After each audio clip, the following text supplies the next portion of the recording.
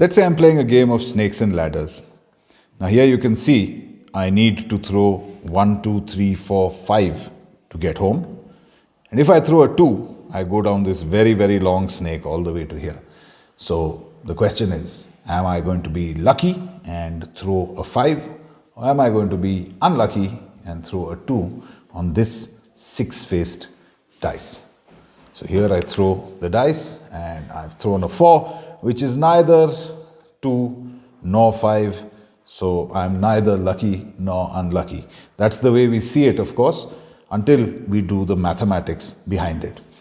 What is the mathematics of luck when we talk about rolling a 6-sided dice?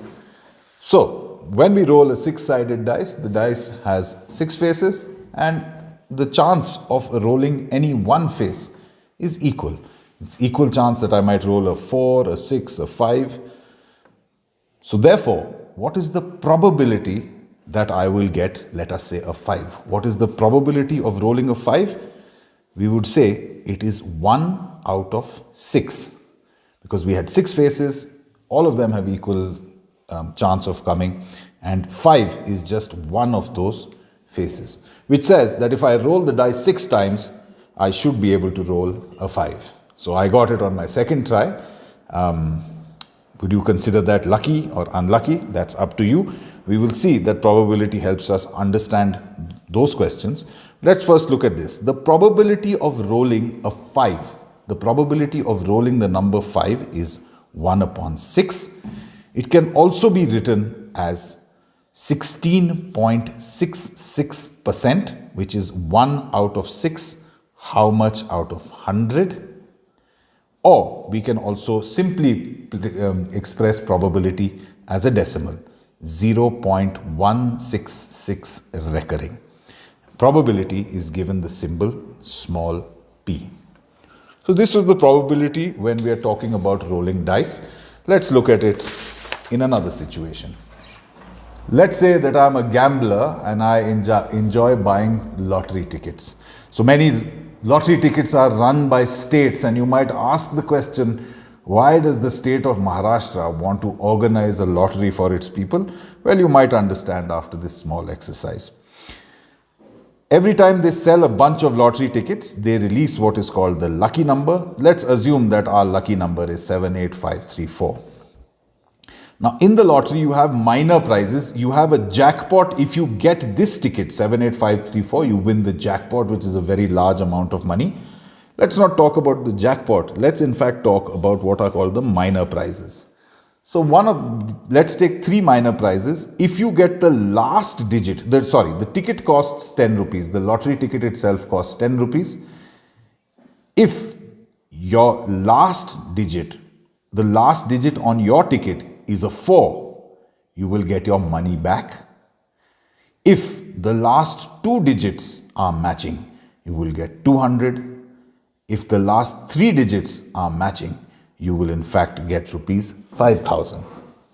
Let's look at mathematically, is this a good idea or not? If you look at what is the chance? Of course, when I bought the ticket, I didn't know this lucky number. What is the chance that the ticket I buy will have a lucky last digit? There are 10 digits, 1, 2, 3, 4, 5, 6, 7, 8, 9 and 0. So there are 10 last digits.